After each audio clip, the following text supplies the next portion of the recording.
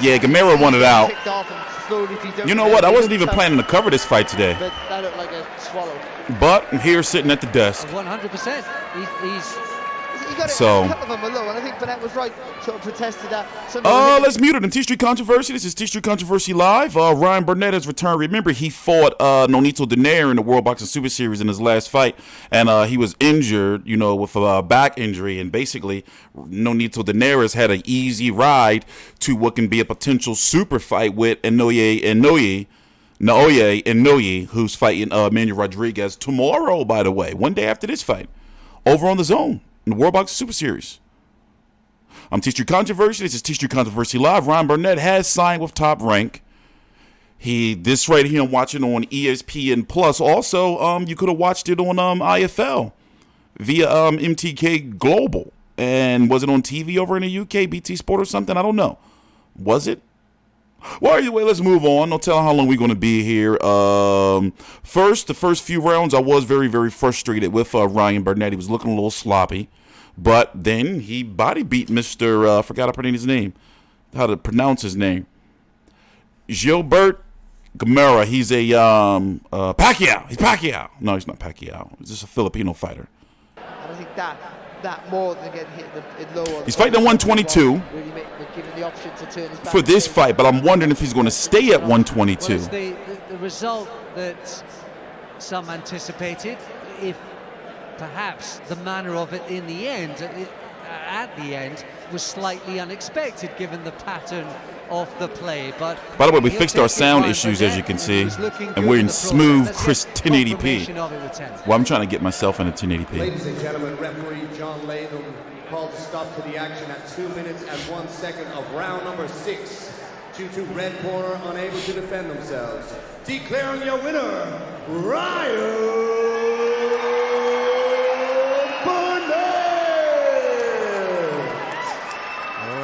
Burnett back in business, back in the boxing. You know, he can fight Zolani Tete. Enjoying it, I think, as much as the Belfast faithful.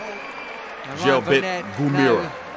Moving to 20 wins from 21. That's 10 stoppages as well, so the record just takes a notch up to 50%. Is he going to get a post-fight interview? Adam Booth and Bob Adam and the top-ranked crew, along with MTK, can start plotting his journey forward, I think it's fair to say. And that journey, Barry, almost certainly destined back for the world stage. I think what tonight was most important, that there was no problem with the... Let me fast forward. There we go. Right, that seems an obvious fight to start talking about in I like that the venue. next year or Look, so. I like Burnett's venues like done that. His bit. The Blue Tomorrow Horizon. night it's over to Nui. Let's That get old over school to our Sophia. Ryan, congratulations music on hall, the is that win. what that That's is? your first fight back from obviously the loss to Donaire back in November in the World Boxing Series. You had to pull out from a back injury. Tough 6 months for you, so it must have been so good to finally be back fighting under the lights again. Yeah, it's good to be back. Felt a little bit rusty in there, if I'm honest. But I mean, I recovered quick, and as soon as I was recovered, I jumped straight back into the gym, and I was eager to fight again.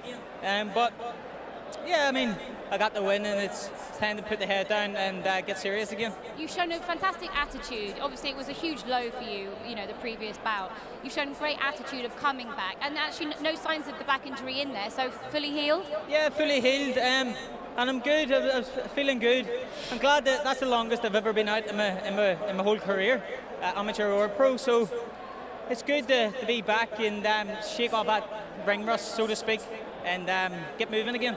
Gomera, he was a tough opponent. He's come back down from featherweight. So how was it to be in there with a kind of a stronger, slightly bigger opponent? Yeah, I moved up. I'm a bantamweight. I make bantamweight quite comfortable. So that extra few pounds that he was carrying, I obviously felt it. But you need fights like that in your career. You need someone who's you can't just control with your power, etc. So it was, even at this point in my career, I'm still learning. Now, obviously, you unified the bantamweight division, fantastic achievement. You're campaigning at super bantamweight. Obviously, I guess the aim is to be a 2-weight world champion again. Yeah, definitely 2-weight world champion. I think if I grow in the bantamweight division, or super bantamweight division, I think I'll be a very, very strong contender for anybody. Certainly sent out a statement, I would say, to that division tonight. Yeah, I mean, I think a few people will be happy that I wasn't as strong as what I anticipated to be at Super Bantam. But I mean, it's a process. You can't win there I got straight some away and be the thoughts. strongest at Super Bantam. It's a process. So it's a process that I'm willing to learn and adapt to, and yeah, just take it as it comes. So Donaire is actually, ringside tonight. He's made the final of the World Boxing Series. Potentially a rematch to avenge the loss. Would that be something you'd be interested in? Yeah, it definitely is. I mean, Donaire's an incredible fighter, and I didn't get to finish my fight with him. It was cut short. So a rematch could be very likely. I think Belfast would like to see it. I would like to see it. So it's a very strong possibility. I don't think just Belfast. I think all the boxing fans would love to. But listen, congratulations on the win. That was fantastic, and good to see you back in the ring again. Thank you very much. And here is how he did it, Ryan Burnett. I don't think we can see the Donaire rematch because he's a Bob Arum top rank fighter now, and Richard Schaefer is promoting Nonito Donaire, and they hate each other.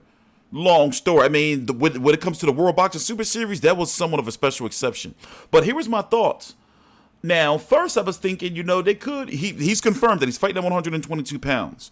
That's where he's going to be at, and he has the option to go back down to 118. But I was thinking, and when we're going to talk about fighters in the top ranked stable of fights that can be made, I'm guessing they're probably going to try to put him on the undercard somewhere, then to build him up to maybe fight. Isaac Dogboe, he's supposed to be moving to 126, but I don't know. You got Emmanuel Navarrete, who's the WBO champion. They could start building Ryan Burnett up to that.